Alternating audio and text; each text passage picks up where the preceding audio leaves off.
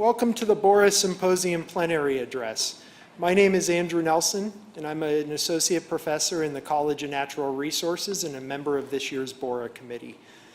This year's symposium focuses on peace and security in the 21st century. Thank you to Dr. Christopher Darnton, who spoke earlier today at the Renfrew Colloquium. We'd also like to express our gratitude to the Kenworthy Theater for hosting our documentary screening last night. And just so you know, tomorrow's keynote address by President Alvarado of Costa Rica will be in this room, the International Ballroom, at 7 p.m. tomorrow evening. The Borah Foundation Committee wishes to sincerely thank the President's Office, the Office of the Provost, the Environmental Science Program, and the Martin Institute for their support of this year's symposium. Now it's my pleasure to introduce tonight's plenary speaker. Stephanie Turco-Williams is a non-resident senior fellow in the Center for Middle East Policy at Brookings, having recently served as special advisor on Libya to the United Nations Secretary General. Her research includes examining international mediation efforts in an era of global disorder and conflict resolution in failed states. Williams previously served as the acting special representative of the Secretary General for Libya and head of the United Nations Support Mission in Libya, and before that as the Deputy Special Representative of the Secretary General for Libya.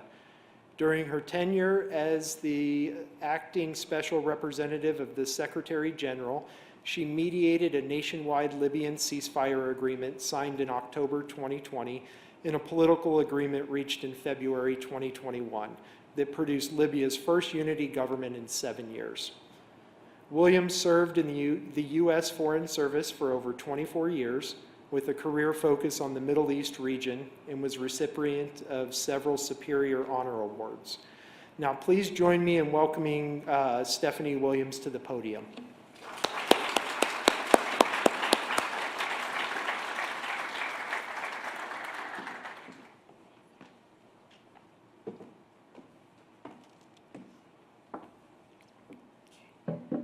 Good evening. It's really great to be here. It's such a beautiful part of our country. So it's my first time in your wonderful state.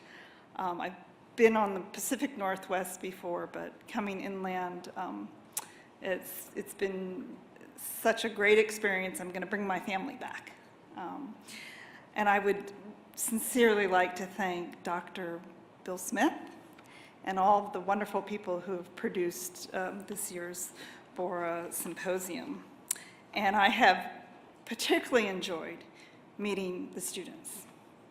I had a great session this afternoon, and I'm going to meet students tomorrow and hopefully after the talk tonight. And that's really the best part of these experiences is learning from the students and offering my thoughts on, a career in the diplomatic service, whether for the U.S. State Department or for the United Nations or for working in the humanitarian field overseas. So I really look forward to the exchanges. And I'm not going to gas on too much tonight because I really want to leave this open for a question and answer session. But I would also be remiss in not mentioning that I have been brought here by the American Academy of Diplomacy, which is a Washington, D.C. based nonprofit organization of which I'm a member, and it's composed of former career and non-career U.S. government officials who have served in international affairs. The American Academy of Diplomacy's mission is to support and strengthen U.S. diplomacy and to enhance the public's appreciation of diplomacy's critical role in advancing our national interest. So, this is my task tonight, is the topic of peace and security in the 21st century. So, what I want to do is sort of tell a story. Okay, and that story is going to be based a lot on my own career, both as a U.S. diplomat and as a mediator for the United Nations in Libya, where I had my most kind of direct experience working in the multilateral environment. So I'm going to tell the story of what has brought us to the current moment and then offer ideas on the way forward, and then we can have a discussion.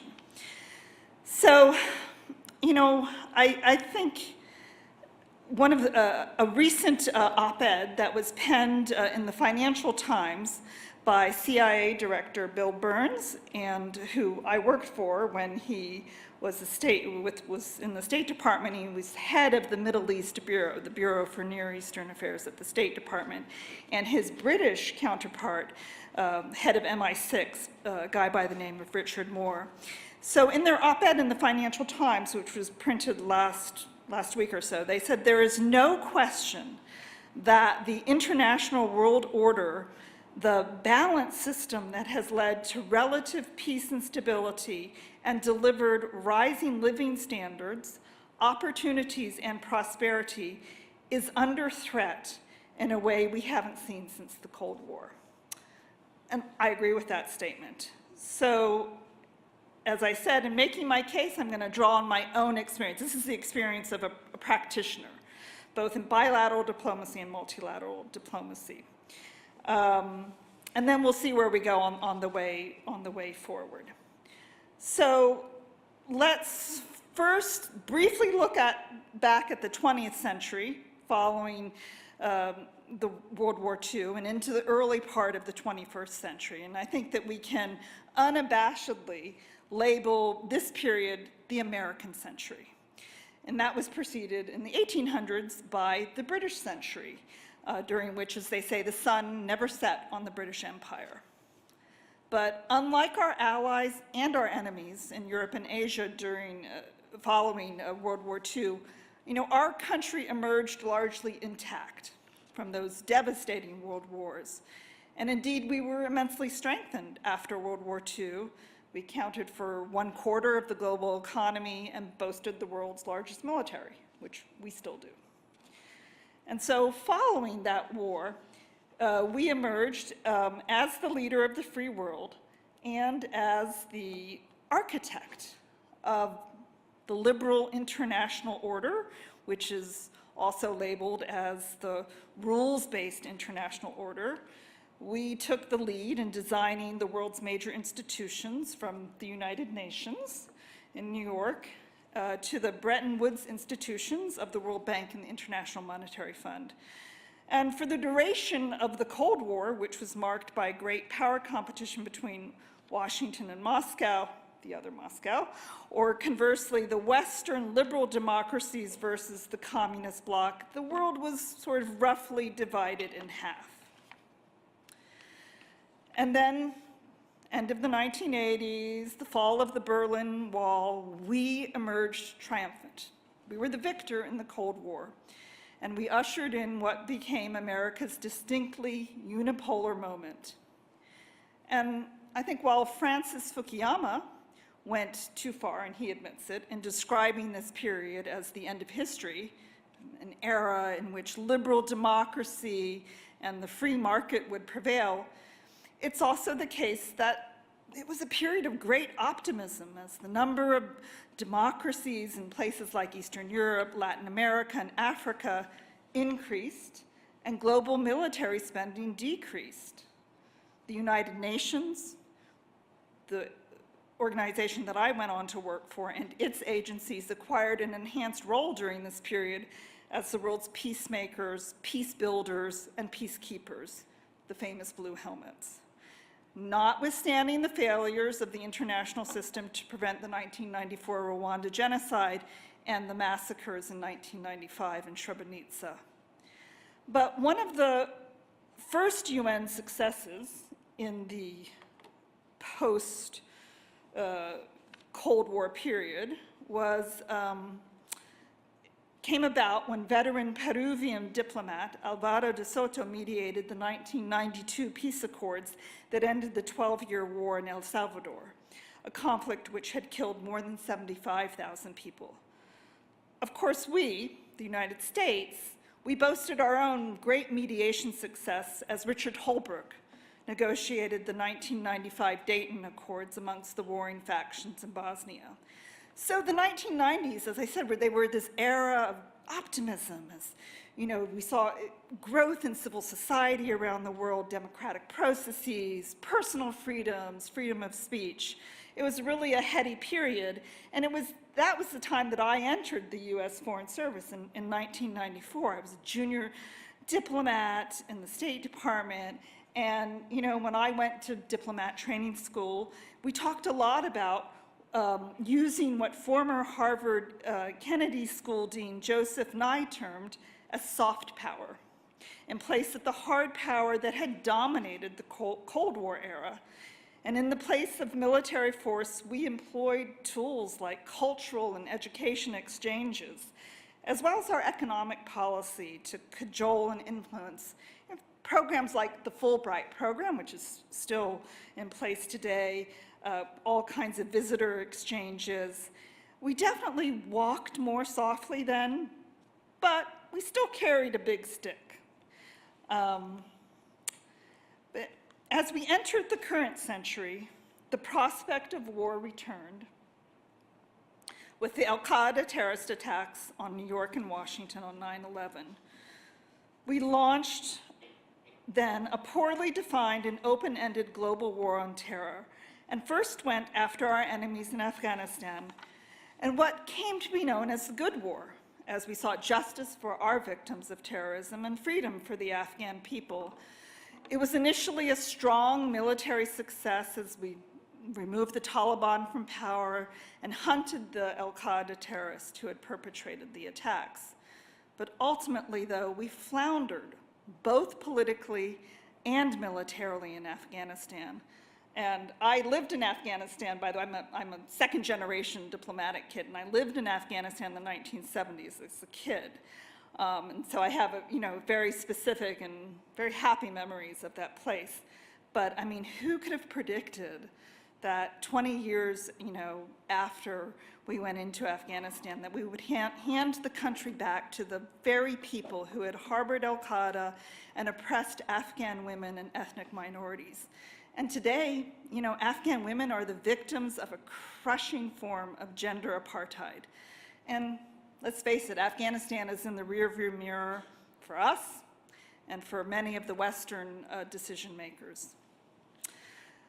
So we went on from Afghanistan, and we saw that this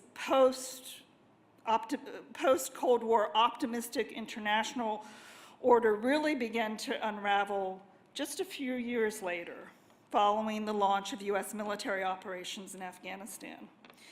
And that really started with our decision to go around the UN Security Council to invade Iraq.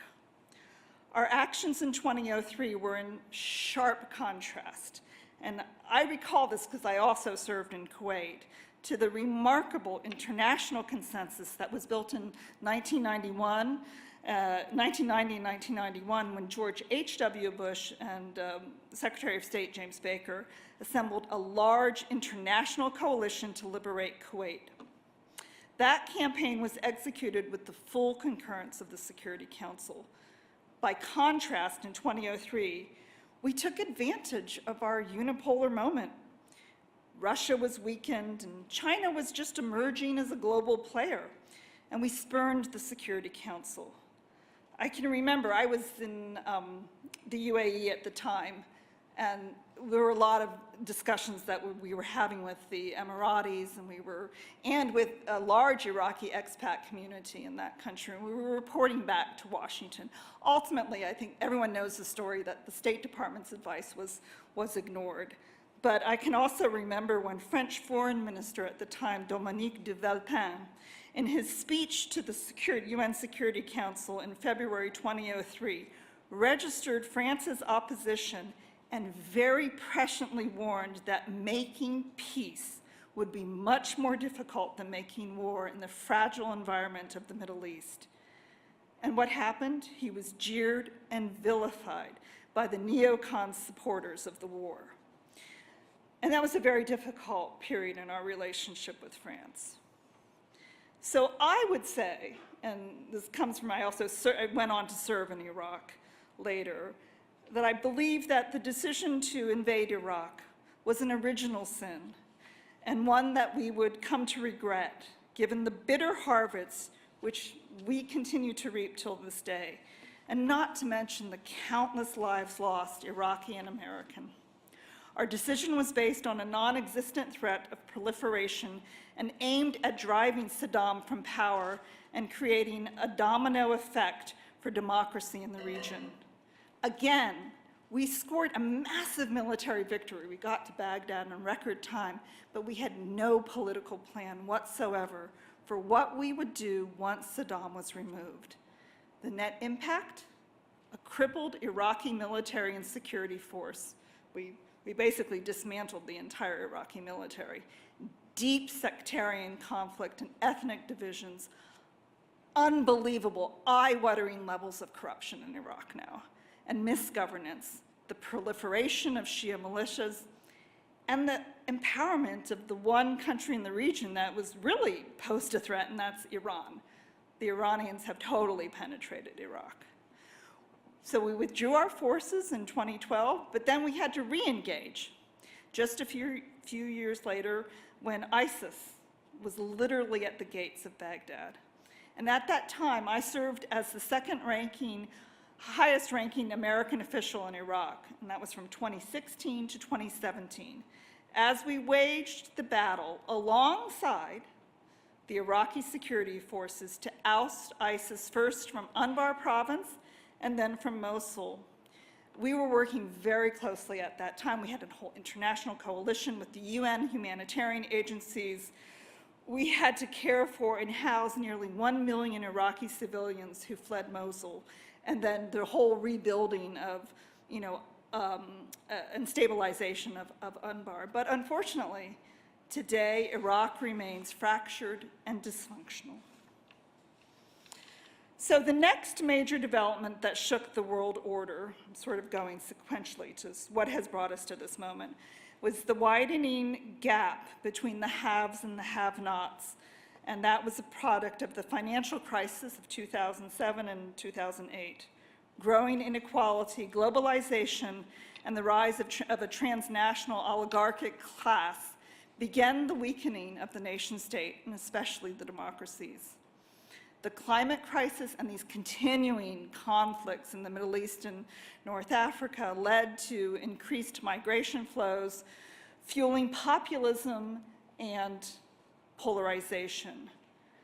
The deadly effects of climate change, for instance, have pushed millions of desperate people out of sub-Saharan Africa, crossing a very unforgiving desert where they fall into the clutches of human trafficking gangs who abuse and enslave them, and then put them in flimsy boats, too many of which sink, for this treacherous crossing of the Mediterranean to the shores of southern Europe.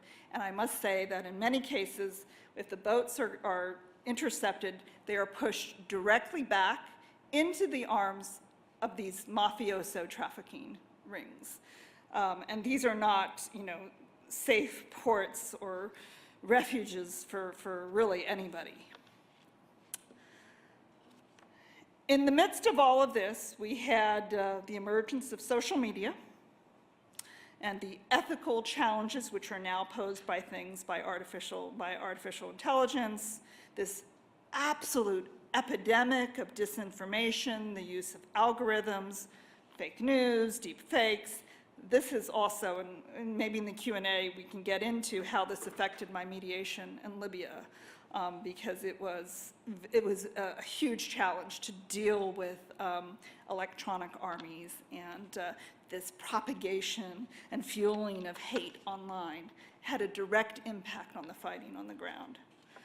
This has really contributed to our current global disorder. So in 2011, the unauthorized disclosure and subsequent leak of confidential US State Department cables helped to spark the Arab Spring in the Middle East and North Africa, during which citizens mobilized to shake off decades of authoritarianism, misgovernance, and corruption. So I was in the region at the time. I was actually in one of the Arab Spring countries. It's very mildly affected, Bahrain, which is in the Persian Gulf. They had about a month-long uprising. Not at all like, what unfolded in Libya, Egypt, Syria, Yemen, and of course Tunisia was always the model, Arab Spring country. But I can tell you that when those cables were leaked,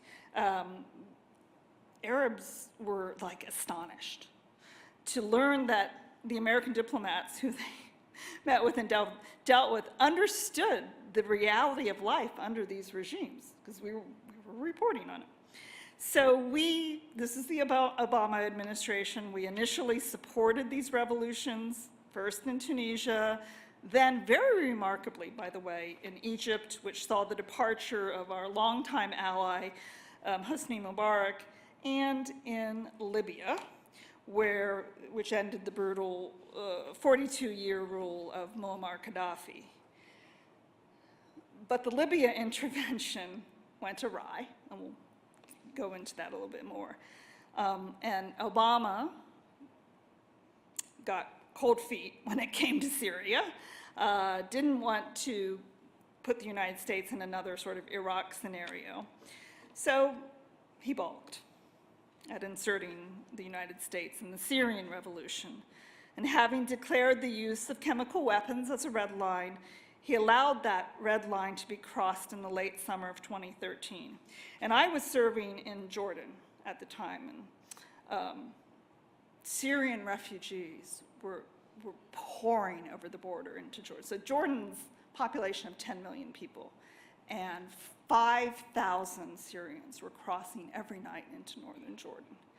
And the Jordanians they couldn't handle it. And they were really afraid that this was going to destabilize their own country, but we were also, because we were actually at the embassy expecting there to be a US military attack, so we were getting busy we were gonna evacuate our personnel and their families. So that ended up, the evacuation ended up not happening. We really had to work very quickly, particularly with the UN humanitarian agencies, to get the refugees help, to house them.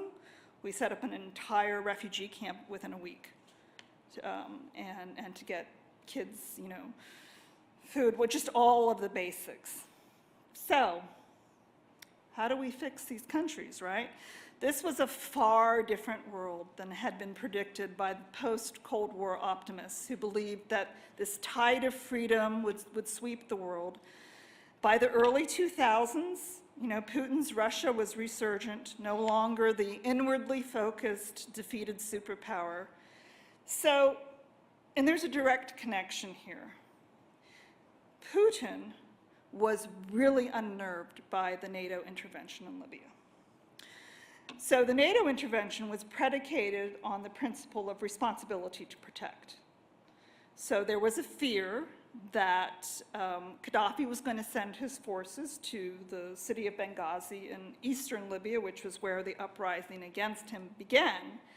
And so there was, initially it was led by the French President Sarkozy and by the British Prime Minister Cameron, and they kind of pulled, really, I think Obama was initially quite reluctant, but he was sort of pulled in because of these lessons of Rwanda and Srebrenica, nobody wanted to repeat. So we invoked this principle of responsibility to protect in the passage of a UN Security Council resolution 1973, which the Chinese and the Russians abstained on, so it went forward. And by the way, a lot of countries, Germans abstained on it as well. But the Security Council resolution was to protect civilians. It was not meant to push for full-scale regime change. But that's where we pivoted. And Putin said, oh, they can do it to Gaddafi, they're going to do it to me. And when UN officials would go visit him in the following years, he would complain that NATO in the Libya intervention had asked for a finger and instead took an arm. And he and the Chinese vowed that they would never allow a repeat of this scenario in the Security Council.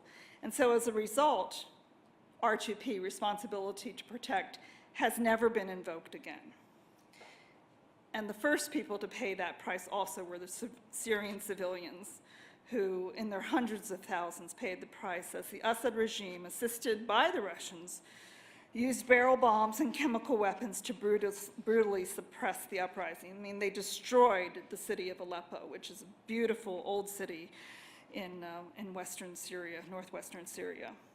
And today we see the ramifications of this, the way that we dealt with the Security Council in these years in what's unfolding in Sudan now, where nearly half of the Sudanese population of 48 million are enduring chronic hunger. 12 million people have been displaced, 10 million internally and 2 million outside the country's borders. And all while these two military forces, each backed by different regional powers, are vowing to fight on. They're basically spurning international attempts to broker a ceasefire. You know, we can recall a few decades ago when Sudan was plunged into chaos and famine, that there was this enormous international response and mobilization to stop the suffering. And today it barely makes the front news, despite the fact that, you know, millions of its citizens are facing the prospect of famine. So, I mean, I really fear that with the international community's ability to now support these large-scale humanitarian interventions is under threat. Our election in 2016, you know, registered yet another turning point as we became more and more isolationist. We withdrew from the Paris Climate Agreement. We threatened to withdraw from NATO. We antagonized our longtime allies in Europe. So by this time, I left the Foreign Service in 2018. I took an early retirement because I was asked to join the United Nations. I was in Libya. And so I had basically a front row seat to what was the full dysfunction of the international order, the fracturing of the system. So Libya, you know, the uprising, the overthrow of Gaddafi was 2011. We're now at 2019. There was the civil war in 2011. There was a civil war in 2014. There was, the country didn't divide, the country splintered into just, you know, a million different pieces. So we were putting together a political process to try and reassemble this, you know, mosaic in Libya. We'd worked for like a year to put together this political process, a very deliberate endeavor. And our boss, the UN Secretary General, Mr. Guterres, came to Libya in early 2019 to promote our political process. We were going to have a big national conference in the middle of April. This was, by the way, our entire plan was nominally approved by the Security Council because, of course, UN political missions, their mandate comes from the Security Council, and we always brief the Security Council, and the permanent 5 members all said, "This is great, go ahead." Well, they weren't telling the truth. So while our boss was on the ground in Tripoli, armed groups supporting a notorious warlord in eastern Libya attacked Tripoli. And here is just a scene from that. Oh, sorry, there we go. There is the initial attack on Tripoli while our boss is on the ground. So what do we do, right? The UN Secretary General is on the ground. This warlord has just attacked the capital. So our boss went to see the warlord to say, because that's where we're in the peacemaking business. So he says, "You got to knock this off. You're going to kick off another major civil war." And he looked at Guterres and he said, "Well, we got the green light from the Americans." What?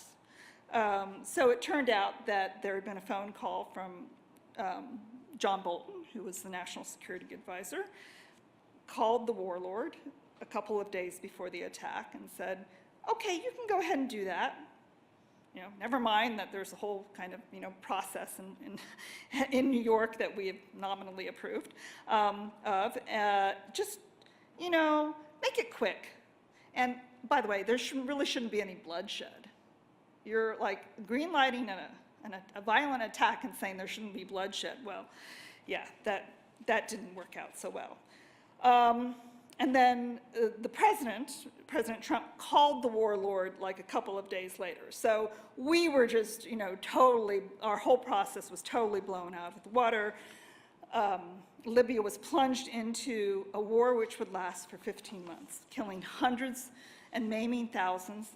Fighting continued during COVID, where, the economy was brought to a standstill. Ironically, it also ushered in the Russians with their vicious Wagner mercenaries, who to this day remain in large numbers in eastern and southern Libya. And they have used Libya as a platform for their networks into the Sahel and sub-Saharan region. And by the way, they are also able then to threaten the southern shores of Europe. So if this was some genius, strategy, it really backfired.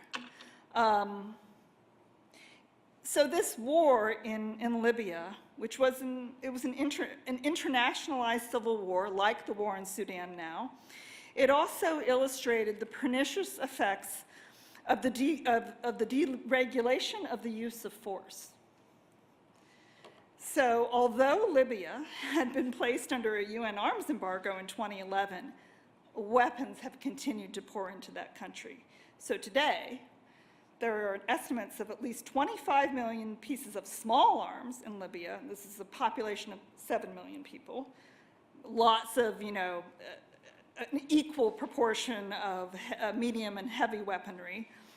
And during this war, in 2019 to 20, Libya became the largest theater for the use of armed drones in history.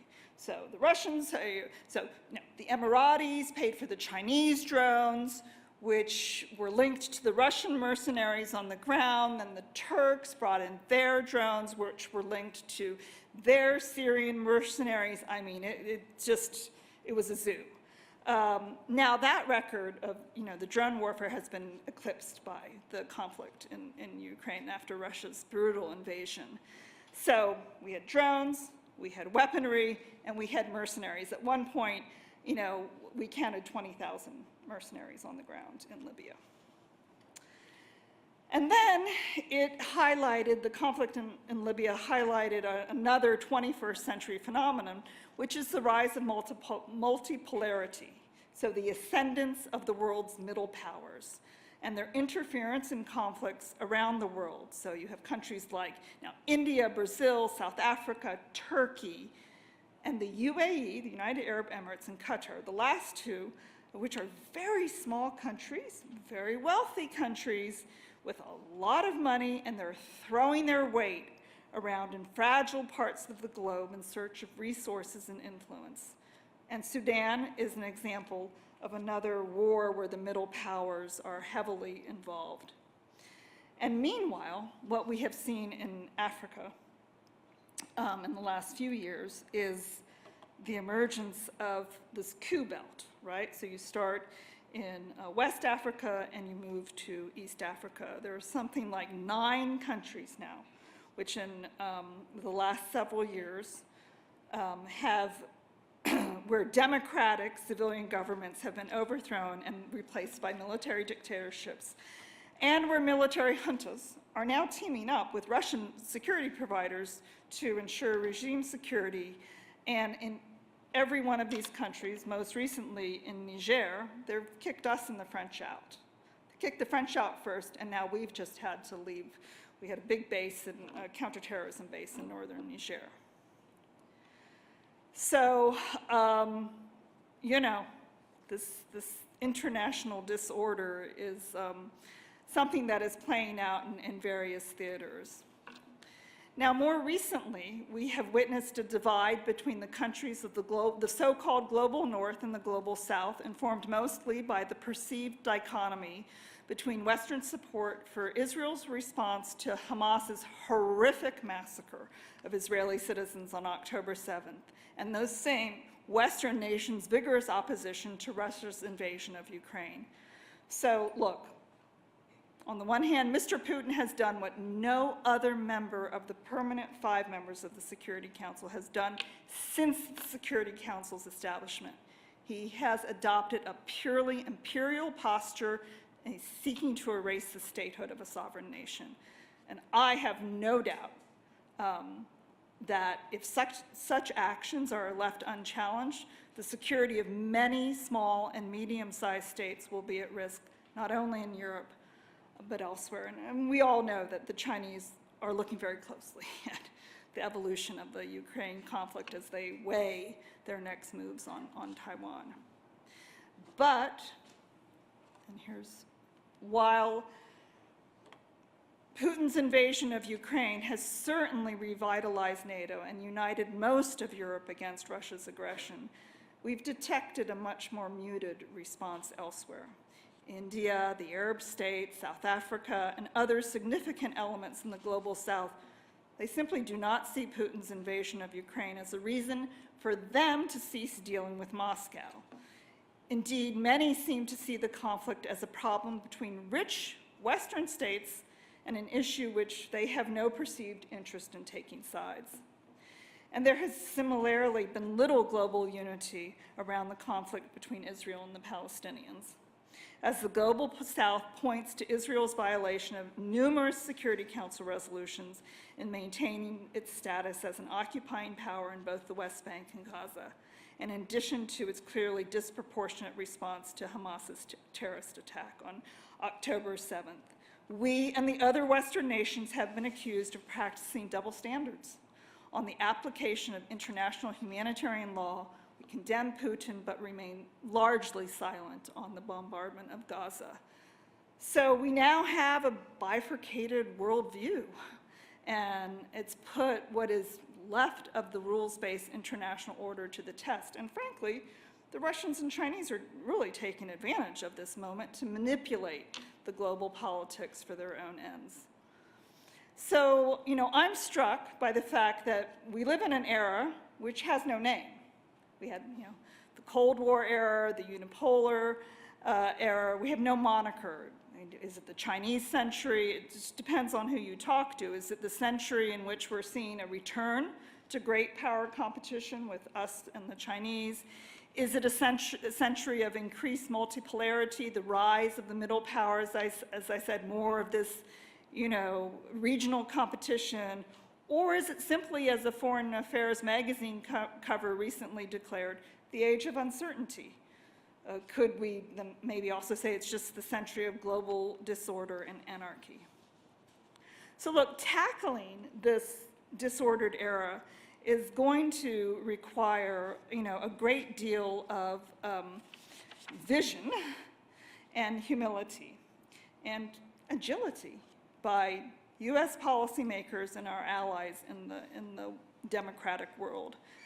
One thing is clear for me: isolationism is not the answer. Rather, I believe that some form of multilateralism is the only viable path for the global community and our country should work with, and indeed, we need to take the leading role with like-minded allies to revitalize multilateral cooperation. We need to recognize and strengthen the United Nations' unique assets, namely its universality, its impartiality, and its convening power. Now, President Eisenhower also believed in the United Nations, and he said, with all of the defects, with all of the failures, this was in the 50s, we can chalk up against it, the United Nations still represents man's best organized hope to substitute the conference table for the battlefield. So that's, a plug going back many years from multilateralism. So now I would just like to throw out some ideas on where we should focus moving forward. So first, the composition of the UN Security Council and the use of the veto by its permanent members. Secondly, embracing the roles of, we have an upcoming summit of the future, which is going to be held in just a few days' time on the margins of the UN General Assembly. We need to assess the UN's key role in maintaining global peace and security, Fourth, we need to tackle global oligarchy and corruption. I'll have a few words to say on engaging China, although I'm not a Far East specialist. And finally, I would like to just, make some comments on strengthening our own soft power tools. And because of my experience in Libya, we really need to not just talk the talk on women, peace, and security, Resolution 325 of the United Nations. We need to do a lot better on making sure that whether we're running peace processes or the UN is running peace processes, that women are in the room, because it's been a real uphill battle. Even getting women, by the way, women mediators is, not something that happens every day in the United Nations. So with regard to the composition of the Security Council, this is a huge challenge, but we need to start. It's going to be difficult for us to ignore the growing demands for the Council's reform, particularly from underrepresented regions. President Biden, in his speech to the General Assembly last September, did call for an increase in the number of permanent members, which there are currently 5, and of non-permanent members, of which there are currently 10. So, Danny Roderick and Stephen Walt argued last year in Foreign Affairs that it is increasingly clear that the existing Western-oriented approach is no longer adequate to address the many forces governing international power relations. So we really can't continue to run away from these calls. We're going to have to make some difficult decisions. So, there's an active debate as to whether it doesn't make any sense any longer for instance, countries like the UK and France to remain as permanent members. Given that this is a structure that was built in the wake of World War II, which does not reflect today's global reality. But I think it's going to be hard. Well, first of all, they're not going to volunteer to leave. It's probably not in the US interest, given that they are natural allies on the Council. Some have floated an expansion of the permanent members to either something like 7 or 10. Who fills those seats is going to be very complicated, because we're going to want to counterbalance the influence of the Russians and Chinese on the Council. For instance, we've been courting India as a counterbalance to China in South Asia and East Asia. And we do this, of course, it's very pragmatic, because we're ignoring everything else that Prime Minister Modi does, his autocratic tendencies, corruption, consolidation of power, and persecution of minorities in India. And of course, if India joins the Security Council, the permanent members, the Pakistanis are going to be very upset. When it comes to Africa, it's scandalous that Africa doesn't have a permanent seat on the Security Council. It's the world's largest continent. Which African nation? Is it going to be Nigeria, most populous nation in Africa? Is it going to be South Africa, the powerhouse? Is it going to be Algeria, a very wealthy country? So that will have to be worked out in the context of the African Union. There will be a lot of competition. Brazil seems like a shoo-in for Latin America, but, there will surely be some competition there. So, but I think that more importantly than the composition of the Council is its almost total loss of credibility due to the excessive wielding of the veto separately by Russia and the US. So it's this use and abuse of the veto has created doubts as to whether the United Nations can fulfill its principal task of maintaining global peace and security. So there was a little initiative that was put forward, surprisingly, by one of the smallest countries in Europe, Liechtenstein, called the Veto Initiative, which, because of this overuse of the veto by, basically us, and sometimes by the Chinese, but mostly by the US and Russia, this veto initiative, which was actually the US ended up co-sponsoring it, establishes that if any permanent members cast a veto in a vote, the President of the General Assembly must convene a formal meeting of the body within 10 business days, incurring a debate on the disputed issue. And for now, so this has been in effect since 2022, the countries that have vetoed, mostly us and the Russians, we have gone to the General Assembly. It has not stopped the wielding of the veto, but it has reinvigorated the General Assembly, which had kind of been like, a talking shop. And they have now the General Assembly has used the veto initiative to adopt resolutions condemning violations of international law and created pressure which probably then helped to facilitate the passage of 2 Security Council resolutions calling for a ceasefire in the conflict between Israel and the Palestinians. Now, the second initiative is the Summit for the Future, which is going to be held starting the 22nd. And that's meant to, again, taking into account where we are in this global disorder, the current global architecture, with an eye to generating 3 products: a pact for the future, a global digital compact, which, by the way, we are working with the Chinese on some kind, a global agreement on artificial intelligence, and a declaration for future generations. There are 5 tracks: sustainable development and financing, peace and security, digital future for all, youth and future generations, and global governance. And then all this kind of intersecting issues like human rights, gender equality, and the climate crisis. So there, of course, the UN member states are participating, but also heavily represented like folks from civil society, the private sector, academia, local and regional authorities, and youth. So the idea is to point the way towards a reimagining of what comprises peaceful coexistence in our ever more complex world. So importantly, it's going to also address the future of UN peace missions, including peacekeeping operations and political missions, both of which are in trouble right now.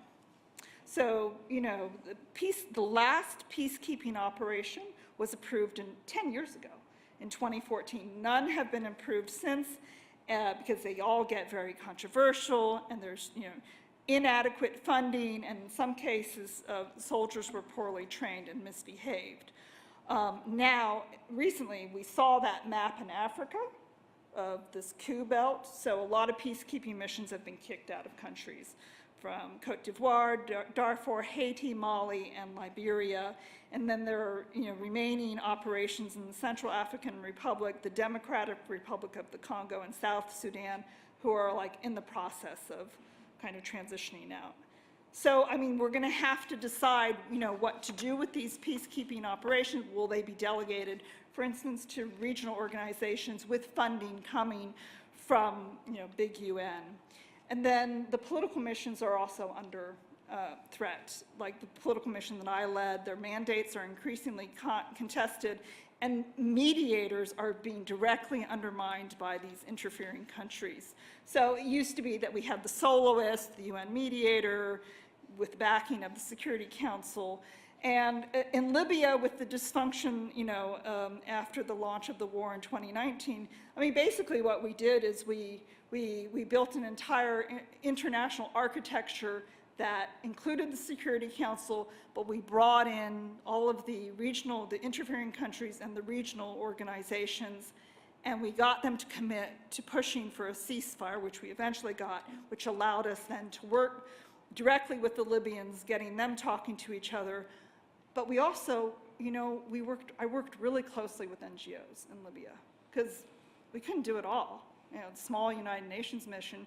So NGOs were force multipliers for us on the ground. And they brought expertise on the country and skill sets that we simply didn't have. So I think that as we look at mediation, we're going to have to get a lot more creative.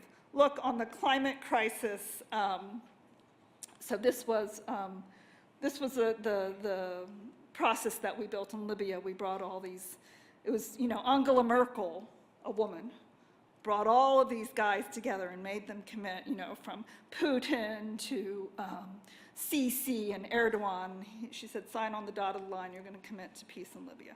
And she did it. And we were with her, and we worked very closely with the Germans. It was I think, a good moment.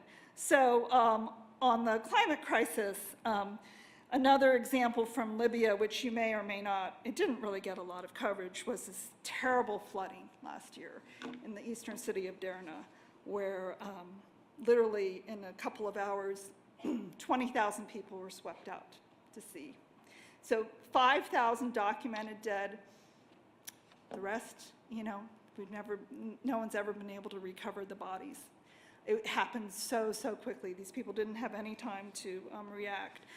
It was climate change, but climate change in the context of conflict and dysfunction and misgovernance, which just speaks to why we need to treat the climate crisis very seriously and engage in climate diplomacy, because by 2030, it's estimated that some 2.2 billion people are going to be living in fragile states. And we need to be working now with local communities, non-governmental organizations, and development agencies. On corruption, which is a big problem, and this sort of oligarchic transnational class who are all about boosting the autocrats, we have tools like global Magnitsky sanctions, which we have now, I think, employed smartly, particularly as regards Russian money, but also in other parts of the world that tackles both human rights abuses and corruption, both of which undermine the values that form an essential foundation of stable and functioning societies. So we've adopted them, and the Europeans have adopted them. Now, here's one thing. These corrupt guys in countries like Libya, Iraq, they take them, like Nouri Maliki stole $9 billion after he ended his tenure as the Iraqi prime minister.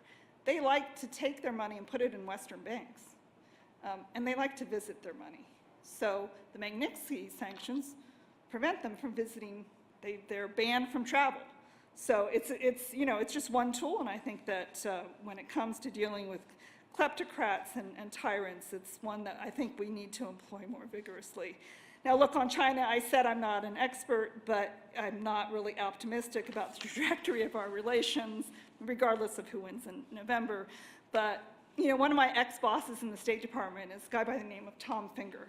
He's a noted China expert and Stanford University academic. His sound advice is that we should observe the first law of holes. When you are in a hole, as we are now in our relationship with China, we should stop digging. There's room for engagement, as I said, on global governance issues, that's climate crisis, artificial intelligence. By the way, recognizing, the ability of the Chinese now to supply Russia with dual-use technology. And I think the Biden administration has prioritized maintaining diplomatic, military, and intelligence ties with China, and that needs to be sustained. So, very quickly at the end, look, soft power, we need to really kind of double down here, invest. There are so many opportunities for young Americans to enter the field of international relations, whether through diplomacy or national security, humanitarian work, and mediation. But our soft power agencies are completely underfunded. And so there are a number of ambassadors who have not been confirmed, like in Libya. We've been without an ambassador for 2 years because they can't agree on Capitol Hill to confirm a simple confirmation of an ambassador. That's all across Africa. And at least 10% of our positions in those countries through the State Department and AID are just, they're not filled. And so, others are filling the space. And then finally, on the inclusive peace processes. So this is the process that we got about halfway through this, and then the Libyans went back to fight. This is a country that's committing suicide using their own money. They self-fund their own civil war, and they fight over, it's a very wealthy country, but they're basically fighting over who controls the oil and the bank.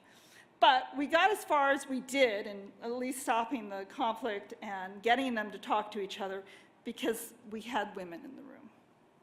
It was the first peace process in Libya that included women at the table. And the one that was run in 2014, they were outside the room. They were inside the room.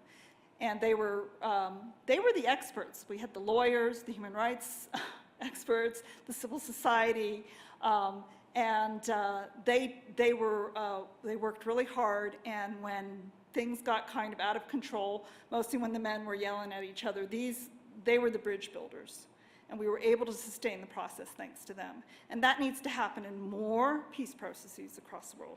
So, sorry to gas on, and thank you very much, and I'm really looking forward to questions if you have them.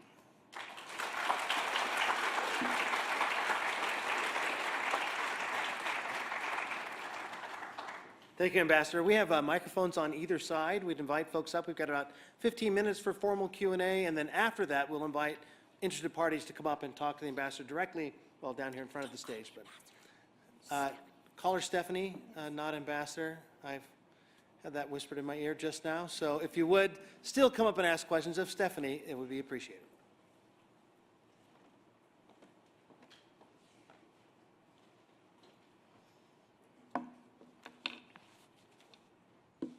Hello there. You talked about how your specialty is in the Middle East, and because it's something that you touched on a lot, I wanted to ask for your opinion. Do you think that peace in the Middle East is possible? Okay. Should I take a couple and then just one by one? Okay. Sorry, what's your name? I'm Zoe. Okay, Zoe. Well, I mean, I think peace is always preferable to the alternatives. So it's very difficult. I mean, if we're talking about, for instance, peace between the Israelis and the Palestinians, it is very, very bleak right now. But, I mean, the alternatives in terms of destabilizing the entire region are horrific. So and there's a lot of work that needs to be done on both sides of this terrible, long-standing conflict. You know, you're not going to, again, Afghanistan, Iraq, you have a military strategy, but you don't have a political strategy, and that's what we're seeing. You know, you can bomb Gaza to smithereens, but if you don't have a political plan, Hamas it's an ideology as well, and you don't bomb that out of existence. So you need to have something, offer people a way forward. So, Thank you. thanks. Yeah. Hello. I had recently watched an interview with the special envoy for the negotiations in Afghanistan, Dante Paradiso, and he spoke of several of the lessons he learned for building sustainable government in Afghanistan that eventually, you know, collapsed, and kind of what the aftermath with that was. And, you know, similar situation with Libya in some respect, I guess. So what broader lessons would you say you've learned from Libya about building sustainable governance in the region? And I guess also, where has the U.S. fallen short time and time again and needs to really re-examine? Right. Well, I mean, I think, so there's some similarities between Afghanistan and Iraq, which was, there was a heavy reliance on expatriate you know, leaders who were, you know, clearly had their own agendas in some cases, and simply weren't kind of reflecting the vibe of the country, hadn't really lived in the country for many years, and that didn't pan out well in either cases. Now, in Libya and Iraq, there's similarities in the sense of, because I don't think that you can say, like in Afghanistan, there was much of a state when the Taliban were running things. But in Iraq and Libya, I mean, you had a state, right? But what we should have learned, we didn't learn the lesson from Iraq, was when you have these authoritarian regimes, they penetrate. The regime penetration of state institutions is a thing, turns out. And when you cut off the head of the snake or you uproot the regime, guess what happens to the institutions?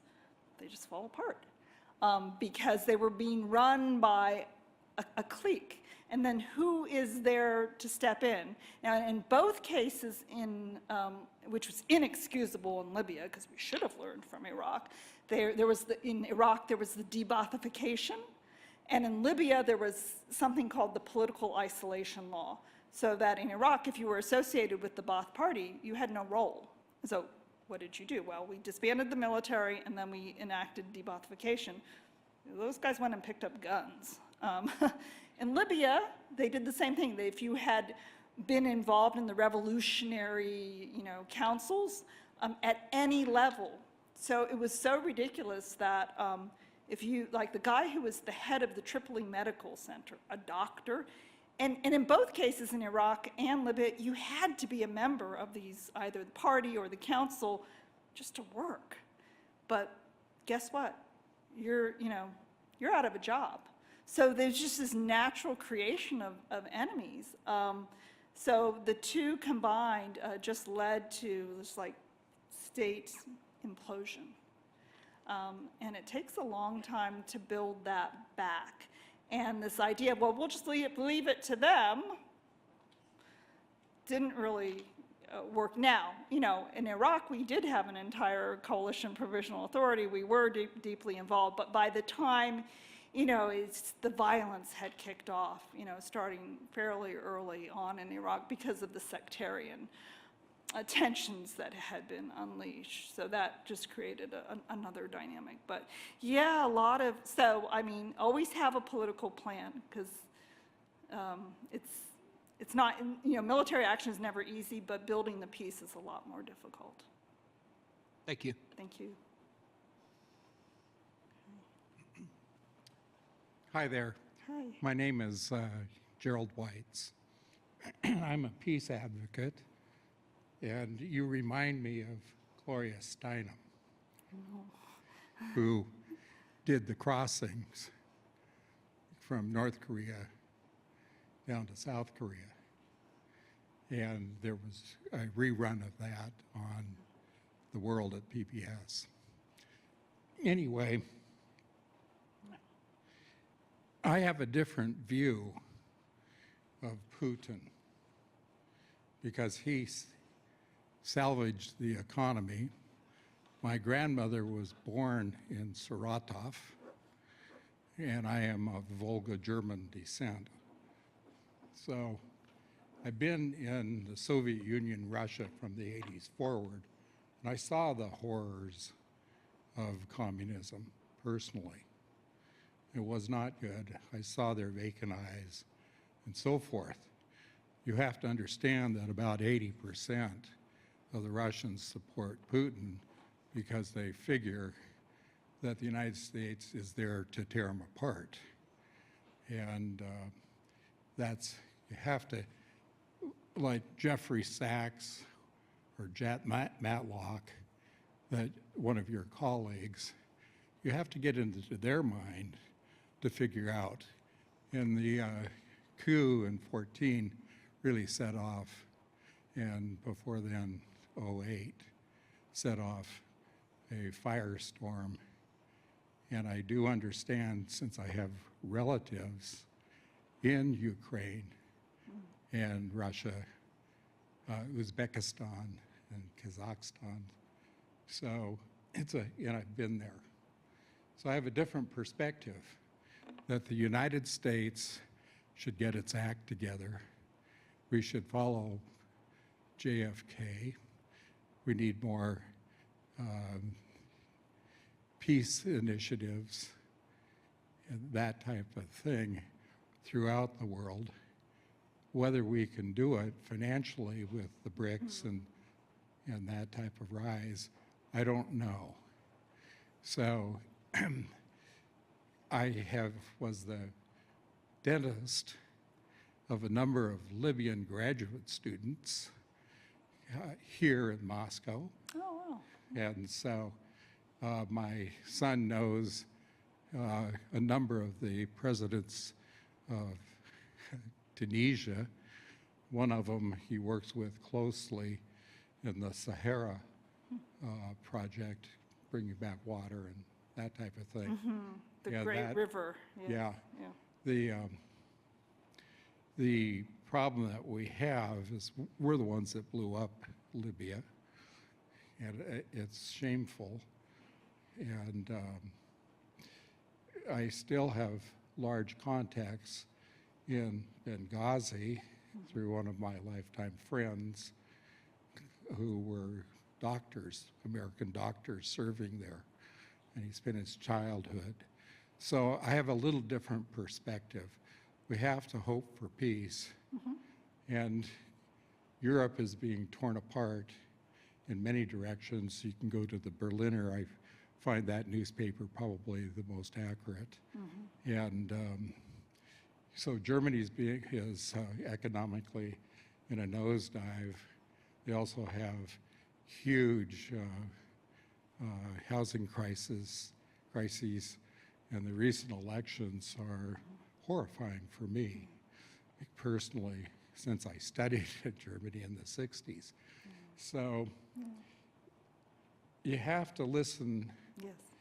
to your adversaries, which you do, and you have to understand where they come from.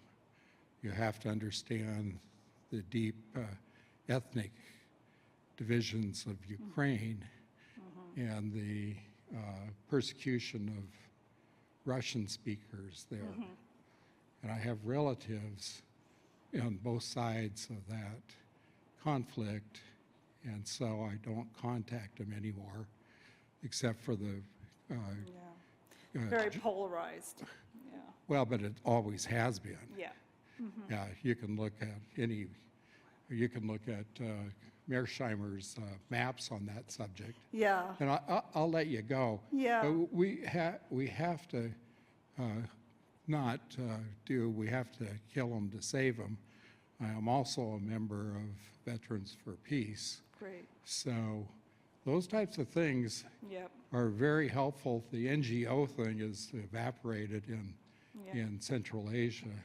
Yeah. And you know of Yeah. Chancellor Scholz's recent visit to Kazakhstan. Right.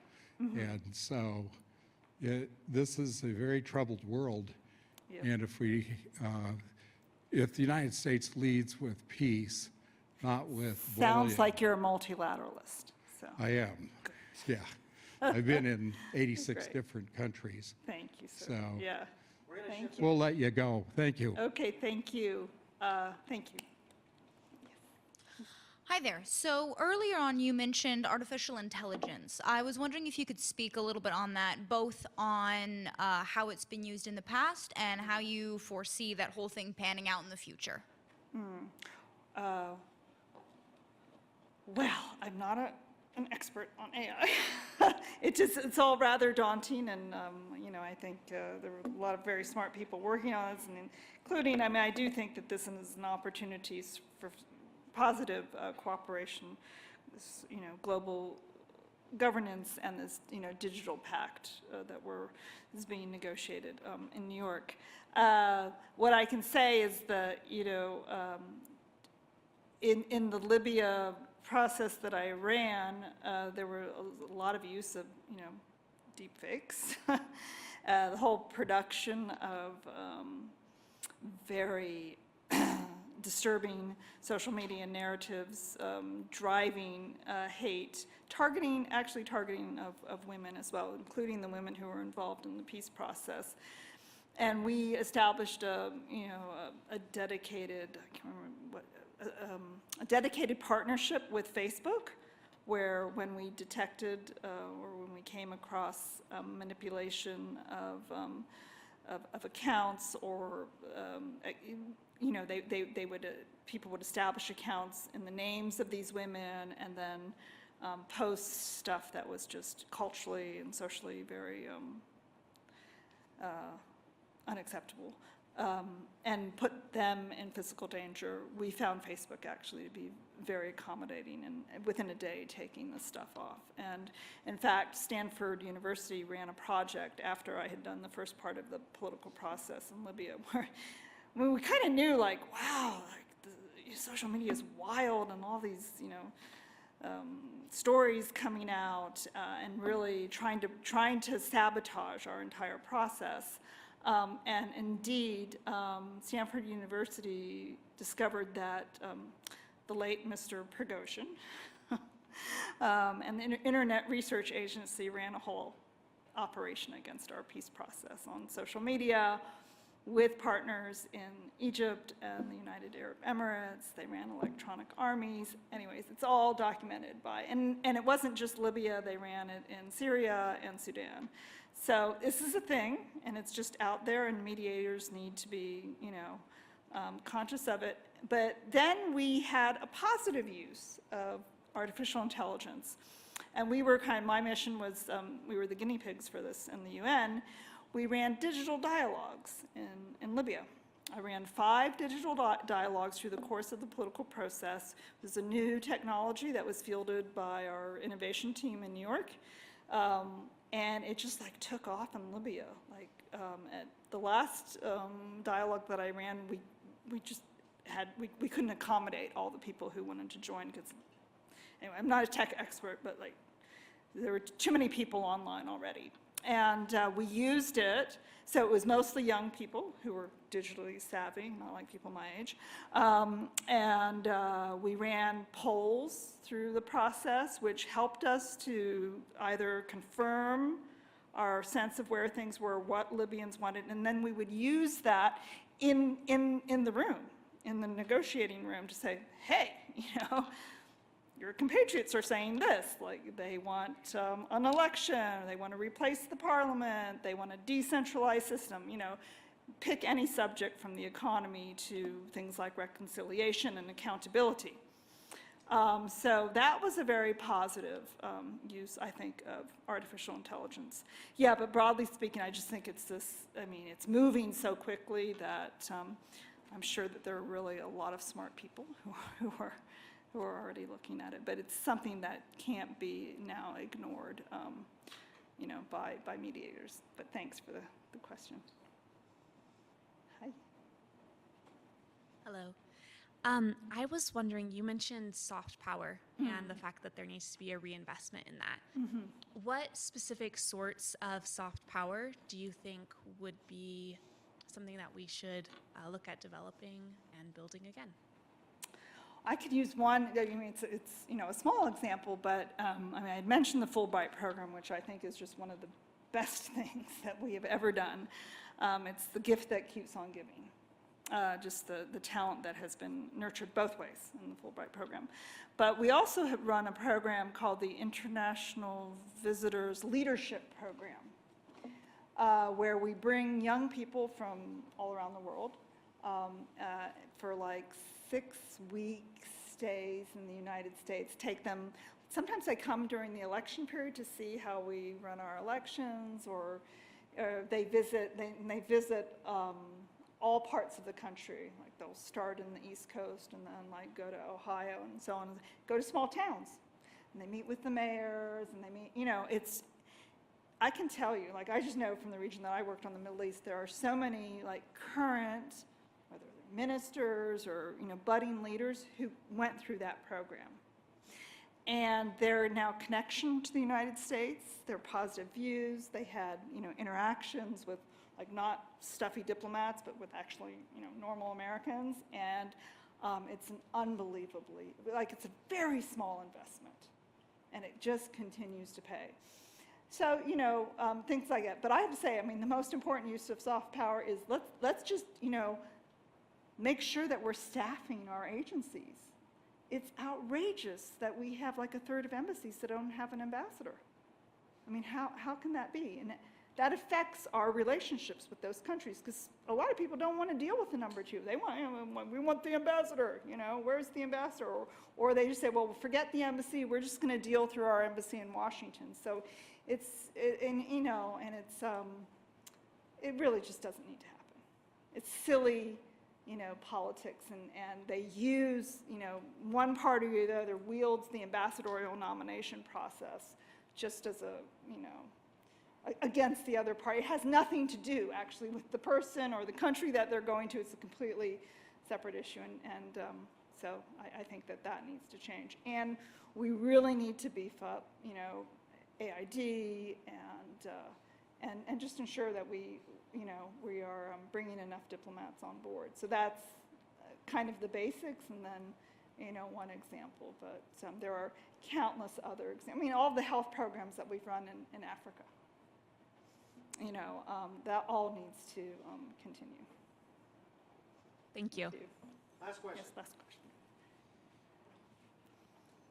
Apologies in advance if this is a long question, but how do you balance the influence of international powers such as the US, France, and Italy, for instance, in Libya, while advocating for local ownership of peace processes when you want to represent the general population of a country's interests?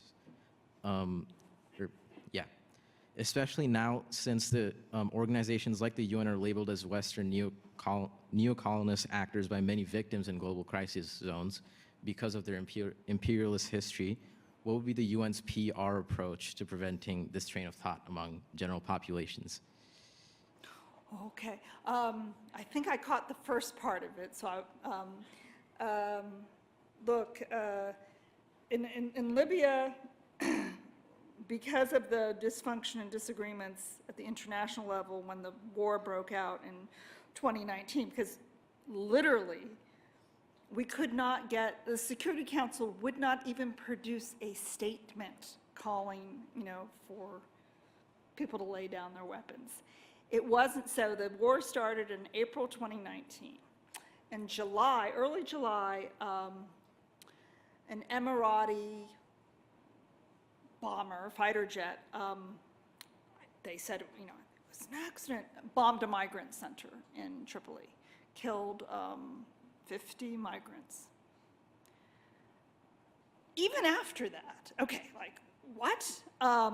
So clearly, like, a regional power backing a warlord, flew planes, bombed a migrant center. I mean, there should be a statement or maybe a resolution like 5 minutes later. Nothing for like 4 days.